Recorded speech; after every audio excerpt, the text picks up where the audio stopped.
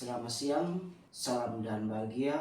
Perkenalkan, saya Julianus Crispin Luku da Costa Ferreira, calon guru penggerak angkatan ke-11 SMA Negeri Manufui. Pada hari ini, saya akan melakukan coaching supervisi akademik bersama rekan guru saya, Ibu Rosa Bitin Berek. Dalam hal ini, kami akan melakukan 3 tahapan dalam coaching. Yang pertama, kami akan sama-sama melakukan pra-observasi, yang kedua observasi, dan ketiga pasca observasi. Dalam tahap pertama ini, kami akan melakukan pra-observasi dengan tujuan pra-observasi hari ini adalah untuk meningkatkan kualitas pembelajaran dengan memaksimalkan potensi yang ada dalam diri murid serta berpihak pada murid. Untuk pra-observasi, kami akan langsung memulai.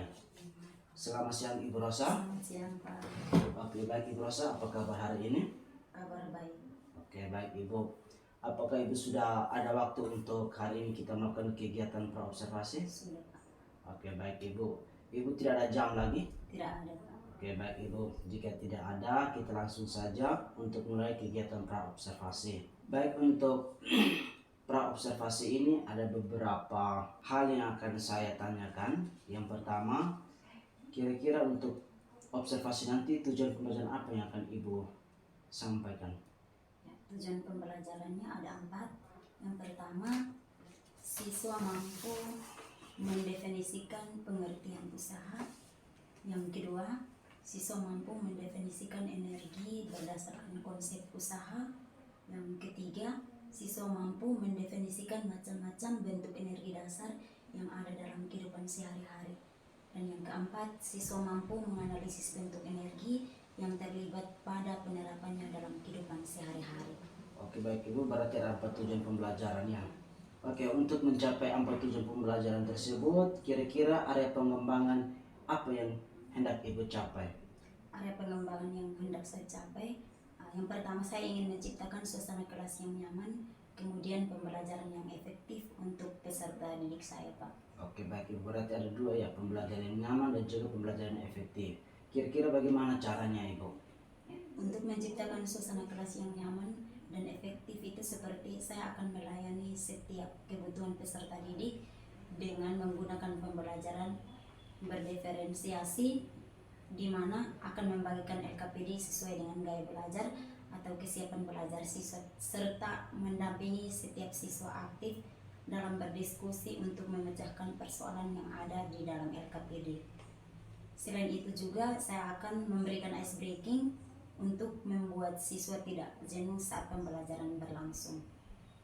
Oke, baik, luar biasa sekali ya Ibu, area pengembangan yang akan Ibu capai.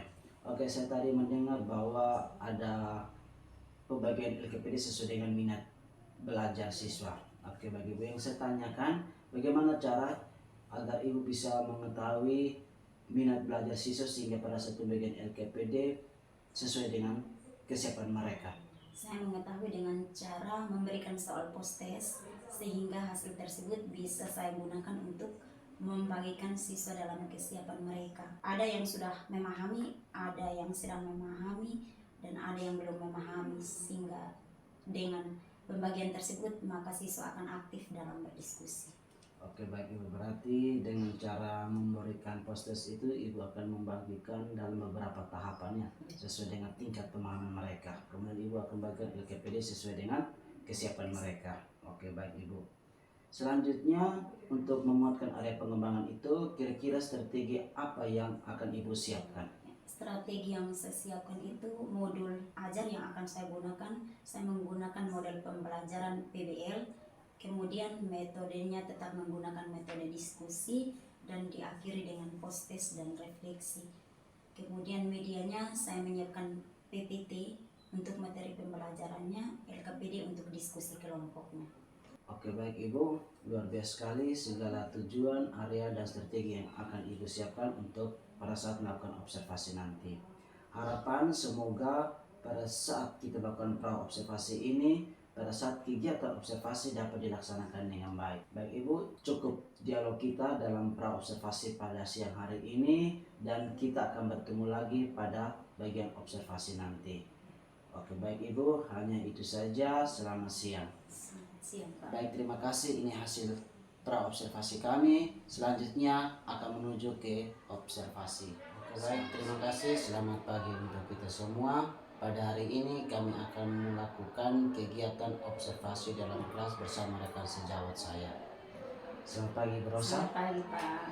Oke, bagaimana Ibu pada hari ini? Perasaannya bagaimana? Senang. Oke, senang, sehat walafiat ya. Oke, sesuai dengan apa yang kita bicarakan pada pra observasi pada minggu lalu, pada ini minggu, lebih khususnya pada hari ini kita akan melakukan observasi dalam kelas. Kira-kira observasi ini di kelas mana Ibu? Di kelas 10A. Oke, di kelas 10A ya Ibu.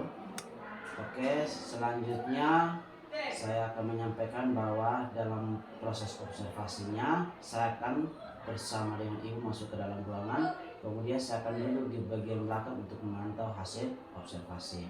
Dan apa yang kita sudah bicarakan tentang tujuan, area, dan strategi, semoga ini hari Ibu bisa terapkan secara baik.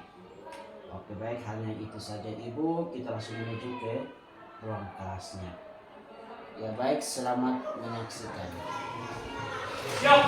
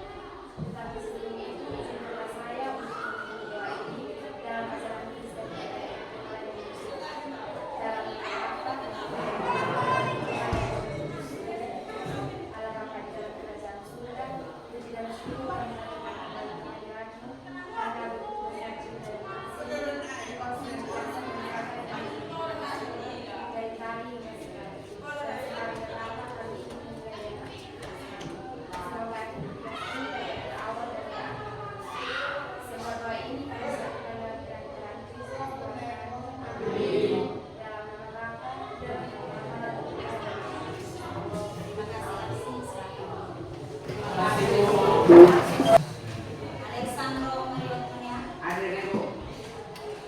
Andreas Anderson. Hadir Ibu. Angelina Nabu. Hadir Ibu. Aprianus Renato. Hadir. Arsiana Marcela Astasia.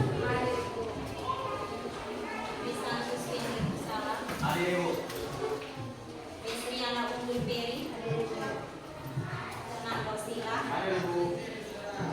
Gabriela Teresilda Castau. Gilberto Pepa. Gregoris Amputis. Vincent Amputis. Jonatas Amputis. Hadir Ibu. Edi. Maria Feliciana Maifadli. Maria Krisanti Dunia. Michael Yordi Nedi. Alpa. Roland Sui. Apa kabar hari ini? Baik, kali ini kita lanjut materi. Tapi sebelumnya, Ibu mau tanya pelajaran minggu lalu itu tentang apa? Ya, Maya. Nilai ketidakpastian pada pengumpulan. Jadi hari ini kita lanjut materi baru. Bab 2 itu tentang nilai pengumpulan. Tujuan pembelajaran ada 4. Yang pertama itu mendefinisikan pengertian usaha. Yang kedua, mendefinisikan energi berdasarkan konsep usaha. Yang ketiga, mendefinisikan macam-macam bentuk energi dasar yang ada dalam kehidupan sehari-hari. Yang keempat, menganalisis bentuk energi yang terlibat pada penerapannya dalam kehidupan sehari-hari. Pernahkah kalian melihat gambar tersebut? Menurut kalian ini gambar apa?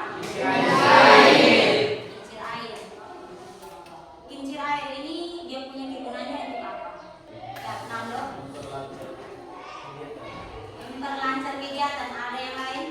Kincir air mengubah energi apa menjadi apa? Air jadi listrik. Pertanyaan yang keempat, apa yang menyebabkan kincir air bisa berputar atau bergerak? Ini bagaimana? Kincir air harus berputar karena dorongan aliran air. Kincir air dapat berputar karena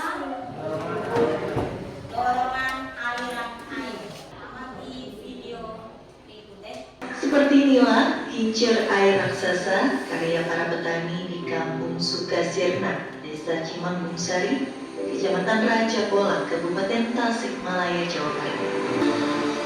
Kincir berdiameter 5 meter ini berputar dengan memanfaatkan aliran air Sungai Cikandung untuk selanjutnya mengalirkan air tersebut ke area persawahan yang berada di dataran lebih tinggi. Tidak heran, kincir berbahan dasar bambu ini mampu mengatasi teriknya cuaca akibat El Nino saat daerah lain mengalami kekeringan hingga mengakibatkan tidak bisa bercocok tanam. Inilah Ado Hadori, sosok petani yang membuat kincir raksasa hingga viral di jagat media sosial.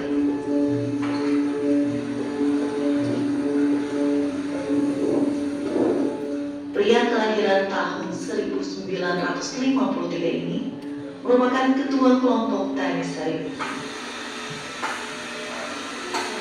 Berbekal ilmu dari leluhurnya, Ado dan petani lainnya kemudian bergotong royong membuat kincir raksasa dan memanfaatkan air sungai demi kepentingan bersama.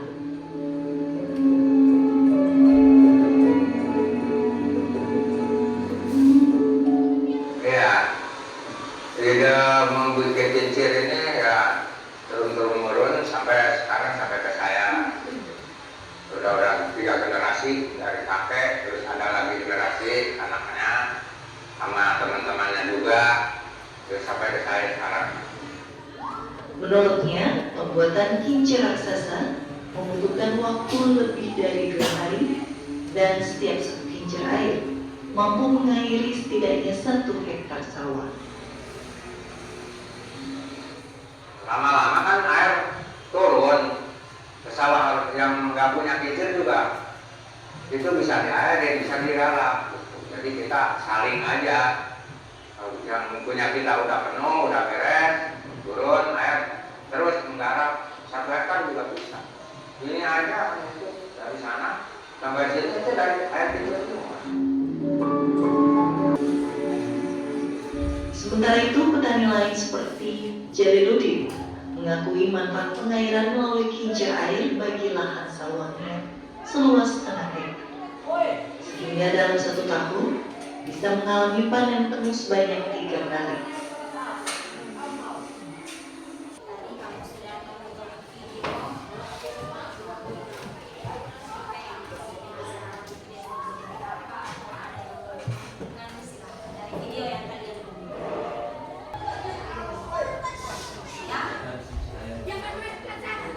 Penggunaan kincir air.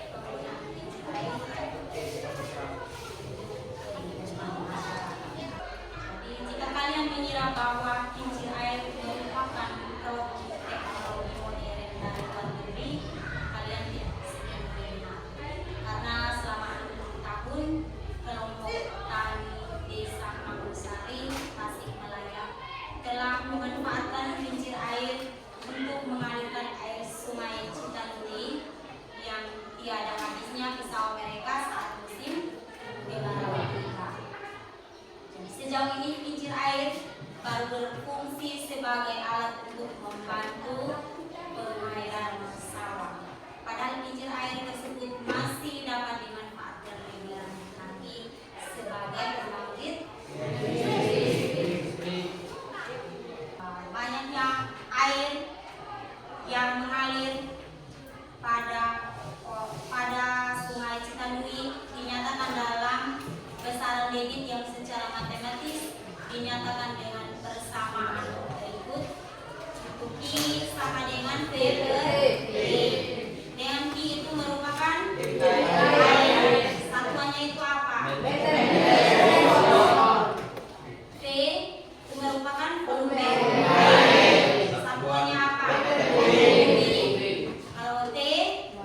Satuannya apa?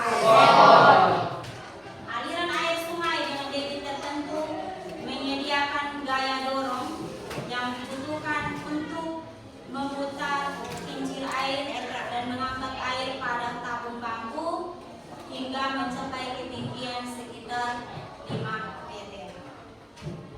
Gaya dorong aliran sungai tersebut tegak lurus dengan kincir air. Gaya tersebut menyebabkan kincir air berputar yang disebut dengan torsi. Secara matematis, torsi oleh gaya dorong aliran sungai tersebut dinyatakan dalam persamaan tau sama dengan F kali R. Kita lihat lagi bentuk dari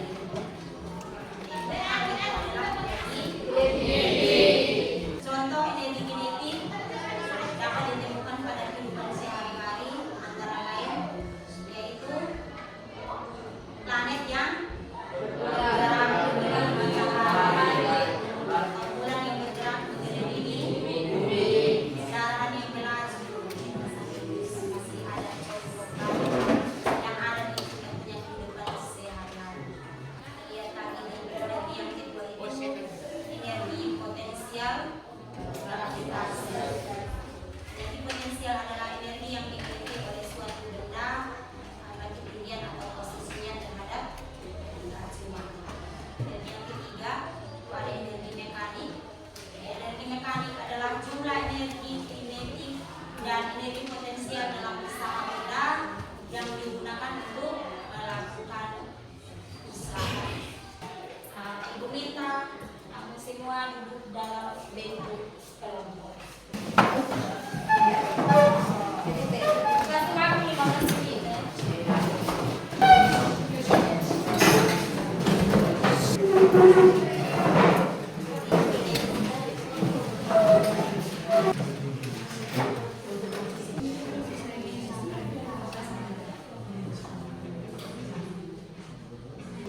Lalu buat tulisan.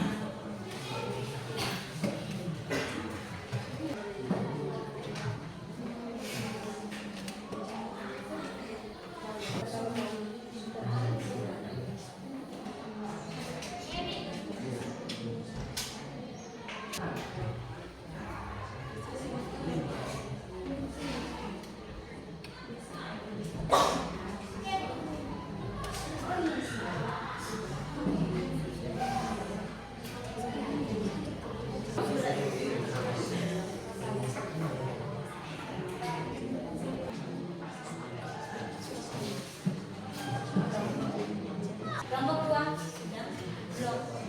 Kelompok 1 sudah. Kelompok 2 belum. 3 sudah. 4 sudah. Keseringan supaya kalian tidak bosan, ibu minta kalian bosan.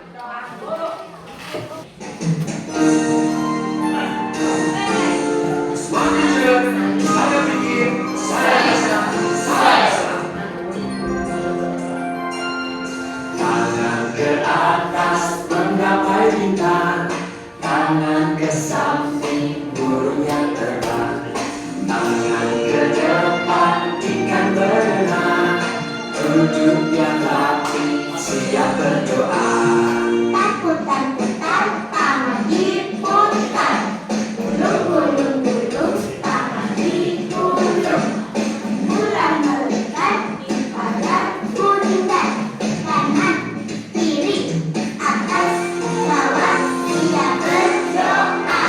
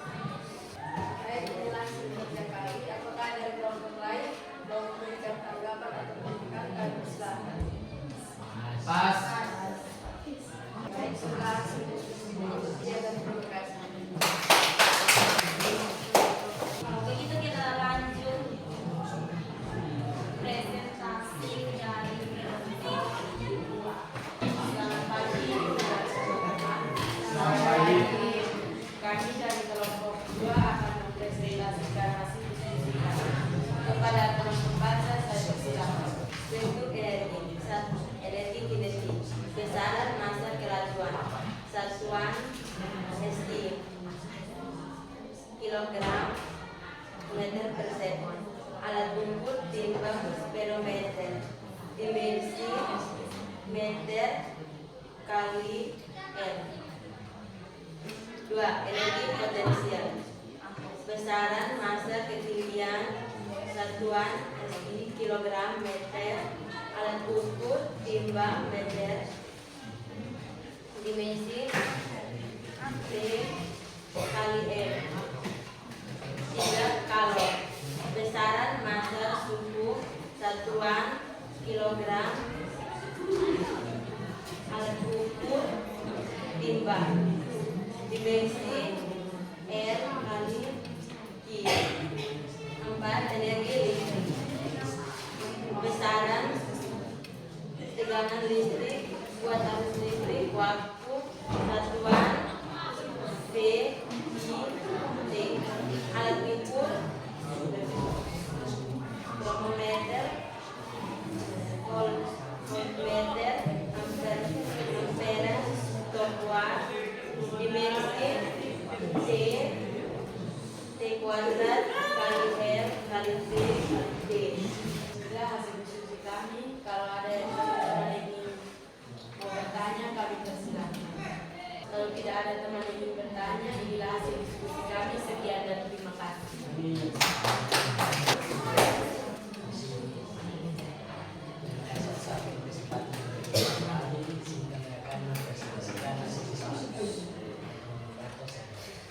Soal tentukanlah satuan SI dan dimensi dari besaran yang merupakan konstanta berikut ini. Nomor 1, bentuk energi, energi potensial gravitasi, besaran percepatan gravitasi, satuan SI meter per sekon kuadrat, dimensi L per T kuadrat. Nomor 2, bentuk energi kalor, besaran kalor jenis, satuan SI joule per kilogram derajat Celcius, dimensi L kuadrat per T kuadrat kali T. Inilah hasil diskusi kami. Teman-teman dari kelompok lain yang akan menyampaikan tidak ada pertanyaan. Inilah hasil diskusi kami. Terima kasih. Selamat pagi guru dan teman-teman. Selamat pagi. Terima kasih atas waktu dan kesempatan yang telah diberikan kepada kelompok kami untuk mempresentasikan hasil diskusi dari kelompok kami. Kepada teman pembaca saya persilakan. Buktikanlah bahwa persamaan ini memiliki dimensi yang sama dengan energi. Nomor 1, dimensi energi itu M kali L per T kuadrat. Jadi energi yang pertama yang memiliki persamaan energi adalah 3 sama dengan 1/2 kali M kali V kuadrat. Dimensi M kali kuadrat kali T kuadrat. Yang kedua, bentuk energi potensial gravitasi dp sama dengan M kali G kali H. Dimensi energi potensial adalah M kali L kuadrat kali T kuadrat. Bentuk energi kalor, persamaan kalor adalah V sama dengan M kali C kali delta T. Dimensi kalor M kali L kuadrat kali T kuadrat. Kesimpulan, dimensi energi kinetik sama dengan dimensi energi pada suara.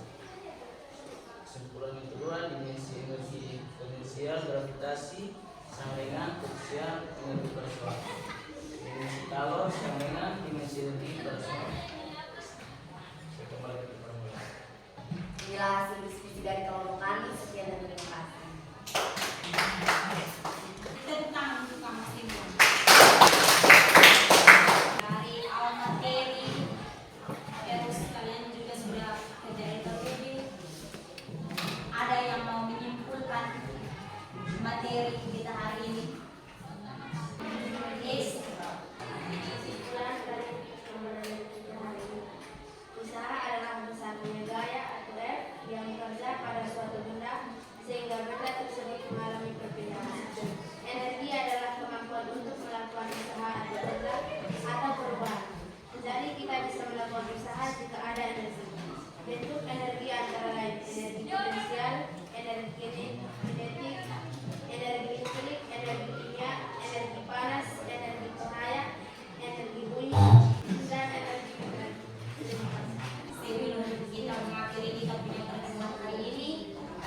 minta kalian siap kertas.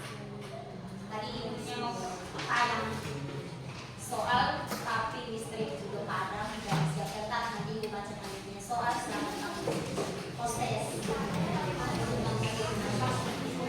Soal nomor 1, sebuah minibus bermassa 350 km bergerak dengan kecepatan 20 meter per sekund. Berapakah energi kinetik minibus tersebut?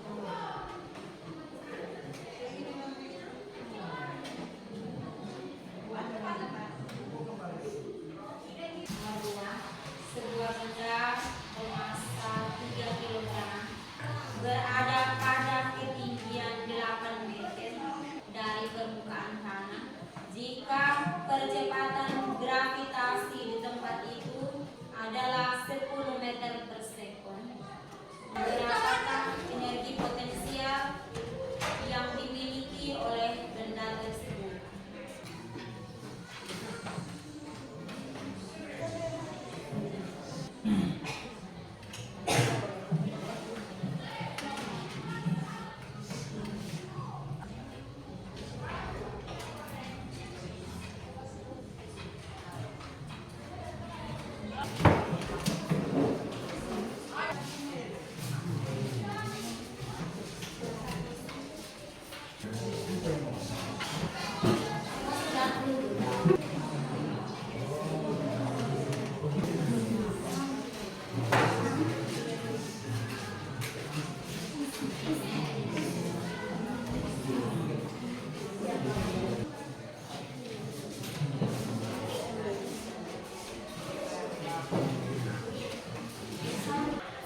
Semua sudah? Di sini ada refleksi juga tadi semua tayangkan, tapi di sini juga padam. Ibu langsung tanyakan saja. Apa yang dilakukan dalam pembelajaran hari ini? Menyenangkan atau tidak? Apakah aktivitas pembelajaran hari ini bermakna dalam kehidupan? Sangat. Ini cukup materi minggu depan yaitu tentang sumber energi. Ada sumber energi terbarukan dan sumber energi terbarukan. Apakah boleh cari tahu apa itu sumber energi terbarukan itu seperti apa dan terbarukan itu seperti apa? Bisa Pak? Lihat pertemuan hari ini cukup. Ya, sampai di sini. Jangan lupa belajar kembali. Ibu minta orang pimpin kita doa ilmu.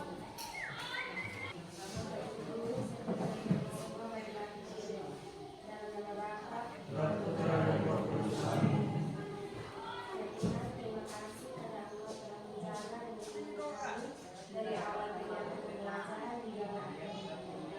Semua doa ini kami sampaikan dengan Kristus Tuhan Allah. Dalam beberapa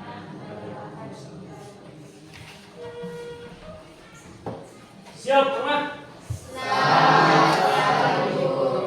Terima kasih. Selamat siang kita semua. Selamat siang. Ya baik, pada hari ini kami akan melakukan pasca observasi yang dimana didampingi oleh pengajar praktik saya yaitu Ibu Yolanda Uli dan juga rekan sejawat saya Ibu Rosabi Timberek. Dan pada hari ini kami akan mulai dengan pasca observasi. Selamat siang Ibu Rosa. Oke baik Ibu, apakah Ibu sudah selesai mengajar? Oke, apakah Ibu ada waktu untuk kita bisa sama-sama berdiskusi? Oke baik Ibu, jika Ibu ada waktu untuk kita melakukan pasca observasi, maka sebelum itu ada tujuan yang bisa sampaikan, yaitu tujuan pasca observasinya, yaitu untuk menganalisis data hasil observasi, refleksi dan hasil pengembangan diri dari observasi yang dilakukan. Dan kemarin kita sudah melakukan observasi yaitu pada hari Kamis tanggal 14 November 2024. Dan pada hari ini dan Ibu juga sudah ada waktu dan didampingi oleh Ibu Yolanda Anda, maka kita akan mulai dengan pasca observasi. Apakah Ibu sudah siap? Sudah. Oke, baik Ibu. Untuk pasca observasi ini ada beberapa refleksi pertama yang saya tanyakan kepada Ibu. Yang pertama, apa yang Ibu rasakan saat mengajar di kelas saat observasi? Saya merasa senang karena baru pertama kali diobservasi oleh teman sejawat. Baik Ibu, ini senangnya. Oke, yang kedua, dari pembelajaran yang Ibu lakukan kemarin, hal baik apa yang Ibu rasakan? Hal baik yang saya rasakan itu kelas menjadi tenang dan anak-anak mendengarkan materi yang saya sampaikan dengan baik. Baik Ibu, siswa merasa tenang ya, dan mereka senang menerima pembelajaran yang Ibu sampaikan. Baik Ibu, pertanyaan berikutnya, dari pembelajaran yang Ibu lakukan kemarin, kira-kira menurut Ibu apakah ada hal yang masih kurang? Ada. Oke, baik Ibu bisa disampaikan. Yang pertama itu siswa-siswi kurang antusias dalam berdiskusi. Terus yang kedua itu siswa masih kurang semangat. Oke, baik, berarti itu dua saja Ibu yang Ibu rasakan. Oke, baik Ibu. Dari kekurangan yang Ibu sampaikan tadi, kira-kira di skala berapa ini? Mungkin dari 0 sampai 10, Ibu berada di skala berapa? Saya berada di skala 7. Oke, baik Ibu, mungkin Ibu bisa menceritakan kenapa pada pembelajaran kemarin itu Ibu masih berada di skala 10. Saya masih berada di skala 7 karena saat pembelajaran yang pertama itu siswa-siswi kurang antusias dalam berdiskusi. Dalam hal ini saya lupa menyiapkan LKPD yang sesuai dengan kesehatan belajar siswa sesuai dengan pra-observasi kemarin. Hal itu disebabkan karena belum terbiasa dengan pembelajaran berdiferensiasi dan saya lebih fokus pada pembelajaran yang saya lakukan seperti biasa. Oke, baik Ibu. Berarti dari kekurangan itu yang Ibu sampaikan itu hanya belum terbiasa melakukan pembelajaran diferensiasi ya, sehingga Ibu masih menggunakan metode yang lama. Oke, baik Ibu, mungkin ada lagi? Masih ada. Oke. Ada beberapa siswa yang masih bercerita dengan kawan. Masih ada? Masih ada lagi. Dan tadi siswa kurang semangat karena saya hanya memberikan positifnya satu kali saja. Dan yang keempat itu siswa kurang semangat karena saya memberikan LKPD yang sama untuk semua kelompok tanpa melihat kesehatan belajar mereka. Oke, baik Ibu. Yang Ibu sampaikan itu ada 4 ya. Jadi merasa bahwa sangat kurang sekali, dan hal itu yang menyatakan bahwa Ibu masih berada di skala 7. Oke, baik Ibu. Bagaimana cara agar Ibu bisa mencapai skala 10? Saya akan terus belajar dan berkolaborasi dengan rekan sejawat yang sudah memahami pembelajaran yang berdiferensiasi. Saya akan membagikan siswa dalam kelompok yang kecil sesuai dengan gaya belajar mereka sehingga mampu mempermudah untuk mendampingi setiap siswa dalam berdiskusi. Saya juga akan melakukan ice breaking dengan melihat kejenuhan siswa. Saya akan membuktikan LKPD dengan gaya belajar mereka. Oke, baik Ibu. Jadi yang Ibu sudah sampaikan solusinya itu sesuai dengan kekurangan yang tadi Ibu sampaikannya. Oke, baik Ibu. Dan selanjutnya rencana tindak lanjut apa yang akan Ibu lakukan? Rencana tindak lanjut dan pengembangan diri ke depan, saya akan berdiskusi dan berkolaborasi dengan teman sejawat untuk lebih mengembangkan area pengembangan dalam hal ini pembelajaran yang nyaman dan efektif. Oke, baik Ibu. Berarti dengan pembelajaran berdiferensiasi Ibu bisa menemukan pembelajaran yang nyaman dan efektif lewat kolaborasi ya. Oke, baik Ibu, mungkin selain dari kolaborasi kira-kira rencana apa lagi? Saya akan berdiskusi dengan rekan sejawat, terus mencari solusi dengan pelatihan mandiri melalui webinar atau workshop untuk meningkatkan kompetensi dalam diri saya untuk dapat menunjang proses pembelajaran yang berpihak pada siswa. Oke, baik Ibu. Berarti selain dari kolaborasi, diskusi juga Ibu akan belajar secara mandiri lewat webinar atau workshop yang dimana materinya itu ada kaitan dengan proses pembelajarannya. Oke, baik Ibu. Dari rencana tindak lanjut dan pengembangan diri yang Ibu sudah sampaikan itu, Semoga kedepannya bisa dapat dilaksanakan dan segala kekurangan dan juga solusi yang sudah ditemukan dapat diterapkan ke depan. Baik, terima kasih Ibu. Inilah hasil diskusi kita dalam pasca observasi, dan saya akan menunggu lagi hasil atau hal-hal positif yang akan Ibu lakukan di dalam kelas untuk kita saling bercerita kembali. Oke, baik, terima kasih. Inilah hasil pasca observasi yang saya lakukan bersama Ibu Roseli Timberek dan didampingi oleh Ibu Yolanda Uli. Selamat siang dan terima kasih.